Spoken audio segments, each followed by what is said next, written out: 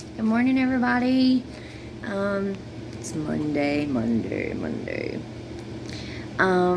Normally I would be reading the devotion to you guys today, and may do that later. But I have started a little study on my own, and I've just started and gotten to the first page, and I was like, I've got to share this with you guys. So it's called Trailblazing Love. And it is, of course, by Dr. David Jeremiah.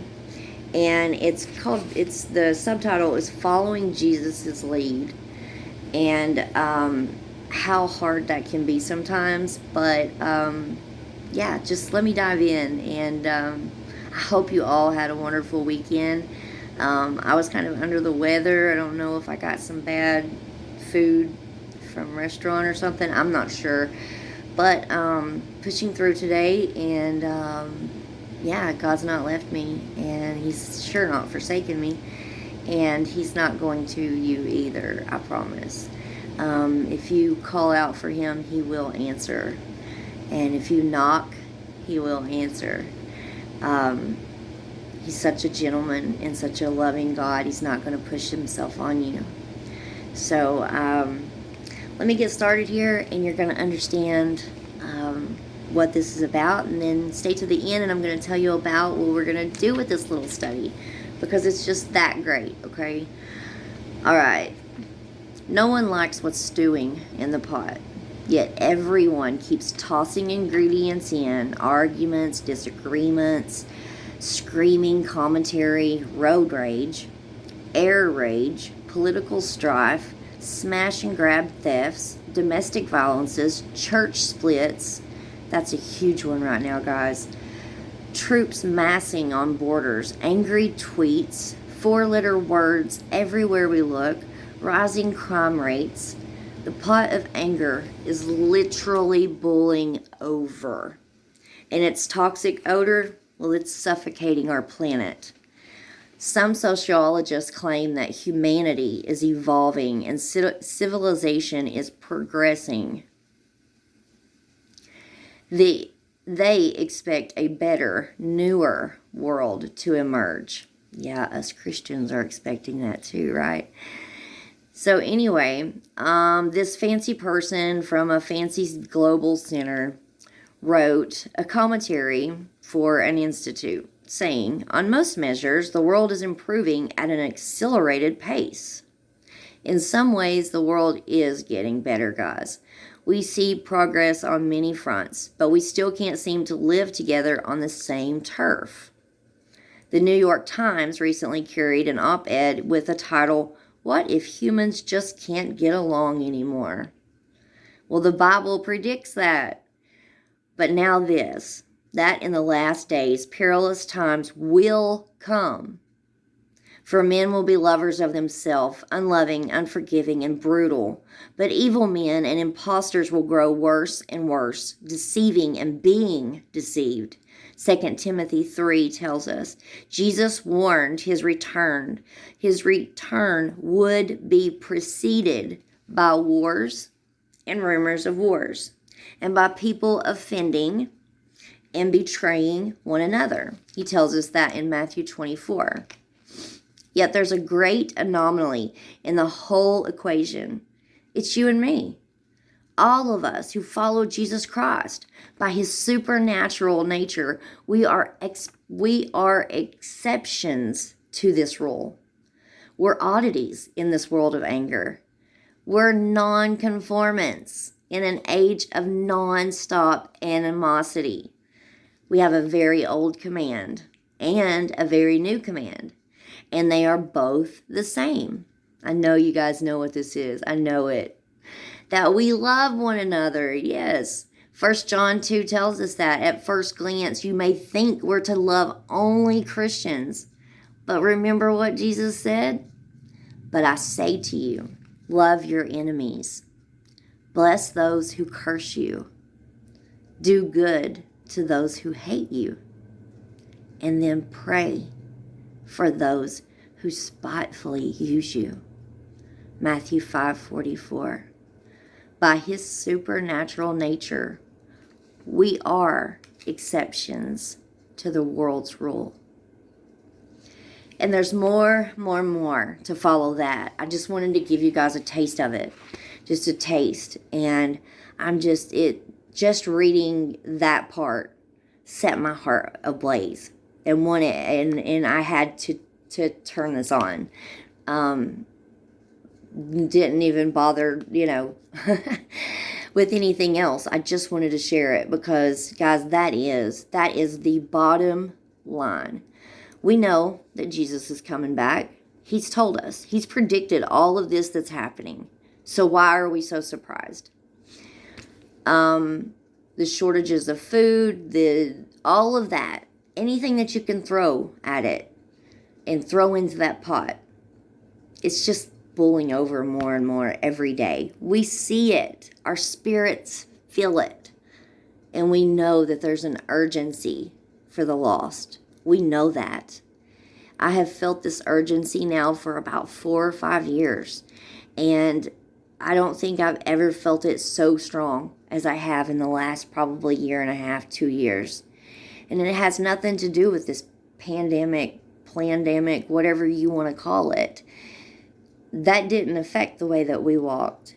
It didn't affect the way that we prayed. It shouldn't ever affect anything to do with our relationship with Christ. It should make us only hold to his garment, the hem of his garment, even tighter. And guys, I don't want to scare you or just do anything like that, but I felt the need over the weekend that, you know what, I do encourage and I do try to lift up people, and I do try to keep mostly encouraging things on this channel. But guys, Jesus is coming back, and there's going to be a judgment. Do you want to be snorting a line of drugs when he comes back? Is that what you want to be doing? I didn't.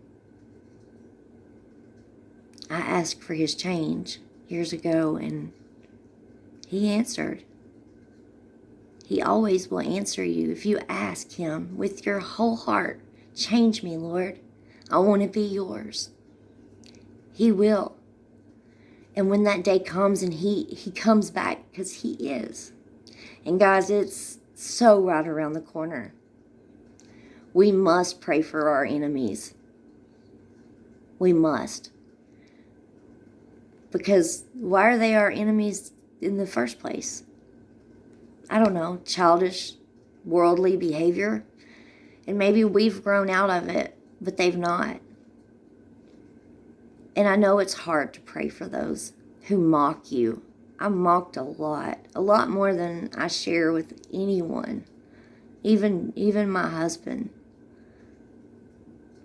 And it used to hurt really bad. And I'm human. But I've learned to pray a lot. And I've learned to get prayer partners, prayer sisters that will be with me in agreement. So guys, I encourage you in that. But most of all, I encourage you, don't add to this stirring pot of stinky, worldly grossness that's causing nothing but division and strife and anger and 4-letter words on Twitter. And I mean, it's just, yeah, you guys know. I don't have to explain. So I ask you, if you stayed with me to the end, I wanted to tell you about it. We are going to dive right into this because I think that this is just a wonderful. It tells us how to fight the good faith. It tells us that Jesus understood his mission. He understood the assignment.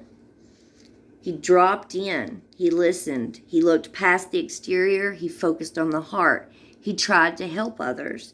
He went out of his way with quiet grace. Love doesn't offer itself simply to those who receive it. Not everybody's going to receive. Just like not everybody's going to subscribe to a channel of some girl that, is telling them that Jesus loves them. Not everybody's going to receive it, but that's okay. We're going to dive into this trailblazing love because I believe that's what we need right now. Guys, we need people to love and people to receive that love. Guys, I love y'all, and I ask you to subscribe, share this with people, this channel.